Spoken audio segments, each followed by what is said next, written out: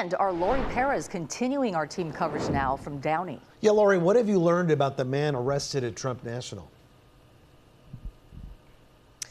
Well, we have learned that his neighbors call him a very quiet man, though they say they don't know him well. They are absolutely stunned by his arrest.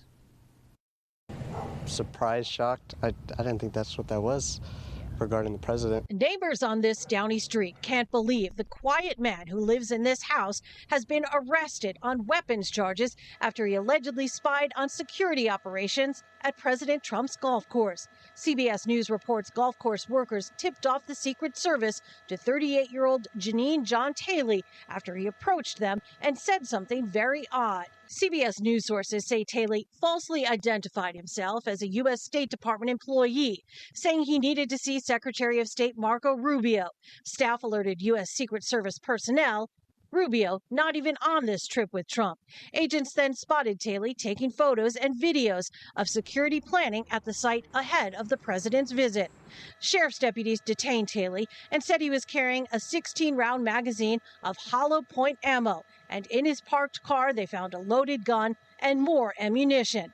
Then yesterday, neighbors say police converged on his Downey home. It was like 3-4 cars and a lot of them walking around. Inside, investigators say they discovered a cache of weapons, including an illegally modified AR platform rifle, .45 caliber pistol, body armor, high-capacity magazines, 2 radio signal devices, and multiple notebooks with concerning statements.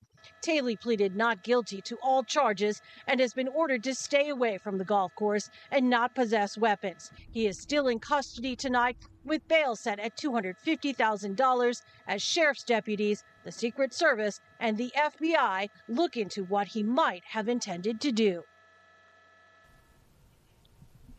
Now, U.S. Attorney Bill O'Reilly says his office is also investigating. CBS News reporting tonight that investigators are considering the possibility the suspect might have some mental health concerns. We are live in Downey tonight. I'm Laurie Perez. Back to you. All right, Laurie, thank you so much. And Mike Rogers at the desk just getting pictures of the weapons and badge this suspect allegedly had. Mike? Yeah, you know, First Assistant U.S. Attorney Bill O'Reilly, as Laurie mentioned just moments ago, put this out on X, and we want to show them to you, which included something we were not previously aware of. This badge, this bail recovery or bail enforcement agent. This is what First Assistant U.S. Attorney Bill O'Reilly said he had on him. They have now charged, again, this is just happening, they have now charged him in a federal complaint with a possession of an unregistered short-barreled rifle, a felony carrying a mandatory sentence of 10 years, according to O'Reilly. He was detained, as Laurie mentioned, after taking a series of photos. They say they found those items that we had previously talked to you about, as well as now we've seen this badge. There's a photo of the gun, or one of the guns that he had. There's a photo of the suspect as well. Again, Janine John Taylor, 38 years old, of Downey, according to O'Reilly. And again, there's that photo as well.